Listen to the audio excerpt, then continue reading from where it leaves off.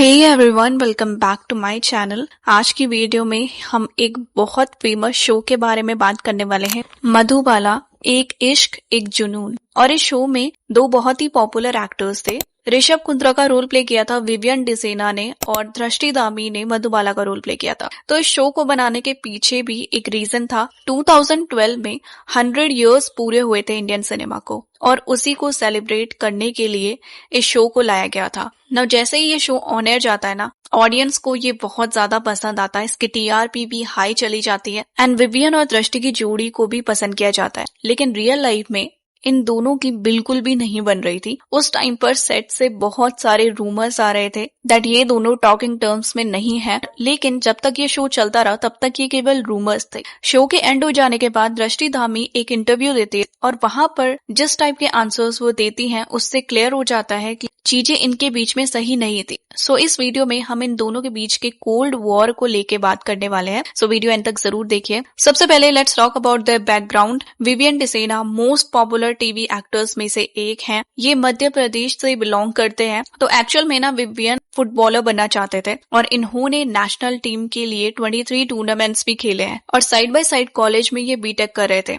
लेकिन इसी बीच में इनको एक कॉन्टेस्ट में पार्टिसिपेट करने के लिए कॉल आती है एंड विवियन उस कॉन्टेस्ट में पार्टिसिपेट भी करते हैं एंड फाइनलिस्ट भी बनते हैं। इसके बाद वो मॉडलिंग में चले जाते हैं और वहीं से इनका एक्टिंग डेब्यू होता है। 2008 में इनका सबसे पहला शो रहता है कसम से। इसके बाद एक और शो आता है अग्नि परीक्षा जीवन की गंगा एंड फाइनली 2010 में पहला लीड शो आता है प्यार की ये एक कहानी। इस शो में विवियन अभय रायचंद का रोल प्ले करते हैं। ये शो बहुत ज्यादा पॉपुलर हुआ था। अपने टाइम का एक यूनिक शो था। प्लॉट वैम्पायर्स के अराउंड घूमता है और विवियन का कंपैरिजन किया जाता था एडवर्ड कुलन के साथ। उनका फेस काफी ज्यादा एडवर्ड को रिजेंबल करता था। इस शो में विवियन के अपोजिट में थी सुकीर्ति कांडपाल और विवियन की पहली वाइफ बहाबिस भी इसी शो में उनसे मिली थी। बाद में ये दोनों शादी कर लेते हैं एंड कुछ साल बाद इनका डाइवोर्स भी हो जाता है। विवियन के अकॉर्डिंग जब वो ऑडिशंस देने जाते थे ना, तो उनको कम से कम 400 बार उनको रिजेक्ट किया गया है एंड उसके बाद जाकर उनको इतने अच्छे शोज मिले थे। प्यार की ये कहानी करने के बाद 2012 में विवियन कलर्स चैनल पर मधुबाला वाले शो में आते हैं। इस शो से विवियन अपने करियर के पीक पे चले गए थे। ये शो इतना अच्छा चल रहा था दैट विवियन को उस टाइम पर ऑफर्स आ रहे थे शो छोड़ने के एंड उनको बहुत सारा पैसा दिया जा रहा था अगर वो शो को छोड़ देते हैं। इस शो के लिए विवियन को best actor in lead role, best personality of the year बहुत सारे अवार्ड्स मिले थे। अगले 7 सालों तक Vivian constantly Times of India के most desirable TV man list में अपनी जगह बनाते रहते हैं एंड विवियन के फैंस ने ना एक रिकॉर्ड भी बनाया था जिसमें उन्होंने 800 लेटर्स लिखे थे विवियन को एक सिंगल पेपर में। सो इसके थ्रू सबसे लॉन्गेस्ट मेल का रिकॉर्ड बनाया गया था एंड विवियन अभी भी अपने फुटबॉल मैचेस के थ्रू चैरिटी के लिए फंड्स रेज करने की कोशिश करते हैं। इसी तरीके से दृष्टि धामी ने भी अपना करियर मॉडलिंग से स्टार्ट किया था। इसके बाद उन्होंने एक म्यूजिक वीडियो में अपनी अपीयरेंस दी थी, सैया दिल में आना रे, एंड ये सॉन्ग बहुत ज्यादा फेमस हुआ था उस टाइम पे। 2007 में दृष्टि अपना एक्टिंग डेब्यू करती है स्टार 1 के दिल मिल गए शो से एंड इसके बाद इनको लीड रोल मिलता है 2010 में गीत हुई सबसे पराई वाले शो में। इसमें गुरमीत चौधरी इनके अपोजिट में रहते हैं। 1 साल बाद ये शो बंद हो गया था क्योंकि इमेजिन टीवी जिस चैनल पर ये आता था वो ही बंद हो गया था, तो सारे शोज भी बंद हो गए थे एंड गीत भी उनमें से एक था। नाउ जिस टाइम पर ना स्टार 1 पर गीत वाला शो आता था तो उसी टाइम पर प्यार की ये एक कहानी वाला शो भी आ रहा था एंड दोनों के बीच में ना काफी टफ कंपटीशन चलता था। 2012 में दृष्टि को मधुबाला वाला शो ऑफर होता है। उसमें वो मधु का कैरेक्टर प्ले करती हैं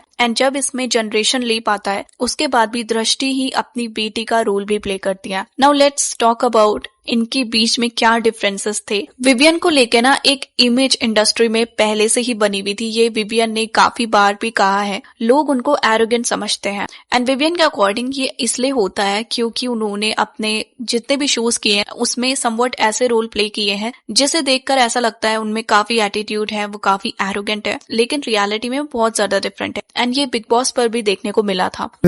I'm somebody who's lost in his own world. So people used to think यार इसमें बहुत बड़ा एटीट्यूड है यार, पता नहीं क्या समझता है अपने आप को। Most of the times Vivian ने जितने भी शोज किए हैं उसमें उनके को स्टार के साथ उनका केवल प्रोफेशनल रिलेशनशिप रहा है। दृष्टि के टाइम पर भी उन दोनों के बीच का प्रोफेशनल रिलेशनशिप काफी अच्छा था एंड ये स्क्रीन पर भी दिखता था, लेकिन it is said that day 1 से इनकी नहीं बनती थी। मेरी पर्सनल फेवरेट ऑब्वियसली रूबीना है There was a point, where we didn't like each other.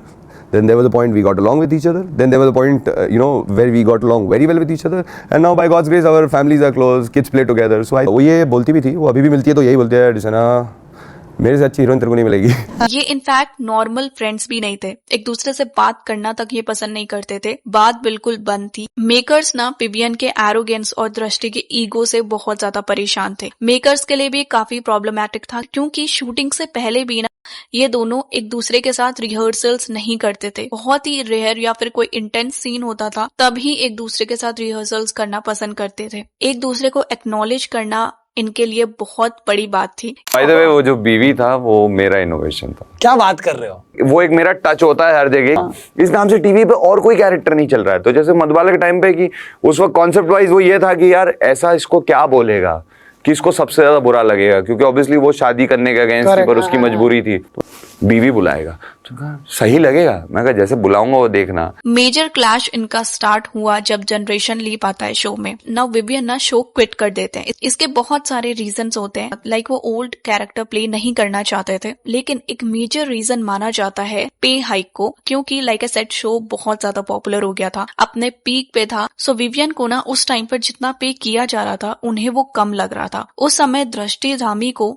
75,000 rupees दिए जाते थे पर एपिसोड के, और अंकिता लोखंडे को 70,000 पर एपिसोड के मिलते थे। तो दृष्टि one of the most paid actresses में से एक थी, लेकिन विवियन अपनी पे से खुश नहीं थे। ना विवियन शो छोड़ देते हैं, जनरेशन लीप आ जाता है एंड दृष्टि धामी अपने बेटे का रोल प्ले कर रही थी। 2 महीने तक शो चलता है। जैसे ही विवियन शो छोड़ते हैं ना, टीआरपी डाउन चली जाती है। तो 2 महीने तक चीजें ऐसे ही चलती हैं। इसके बाद मेकर्स दोबारा से विवियन को अप्रोच करते हैं, उनकी वहां पर पे भी बढ़ाई जाती है, और इसके बाद विवियन एग्री करते हैं शो में वापस आने का। तो जब यहाँ पर विवियन शो में वापस आते हैं, क्लैशेस तब बहुत ज्यादा डीप हो जाते हैं, क्योंकि दृष्टि के अकॉर्डिंग विवियन ने शो छोड़ दिया था और अब वो ही मेन लीड रोल में थी। तो मेजरली दृष्टि ही शो को चला रही थी और उनको बिल्कुल भी आइडिया नहीं था विवियन दोबारा से वापस आ जाएंगे। एंड विवियन का थॉट प्रोसेस ना बिल्कुल अलग था। विवियन के अकॉर्डिंग शो उनकी वजह से चल रहा था, क्योंकि जैसे ही उन्होंने शो छोड़ा वैसे ही टीआरपी बहुत डाउन हो गई। एंड जब विवियन दोबारा से वापस आते हैं तो टीआरपी ठीक होने लग जाती है, तो शो ना फिर से पटरी में आने लग जाता है। तो समवेयर इस वजह से विवियन के मन में ये चीज आ गई दैट शो वो चला रहे हैं, और सेम चीज दृष्टि के मन में भी आई थी। मधुबाला शो जब बंद होता है तो वो लो टीआरपी की वजह से ही होता है।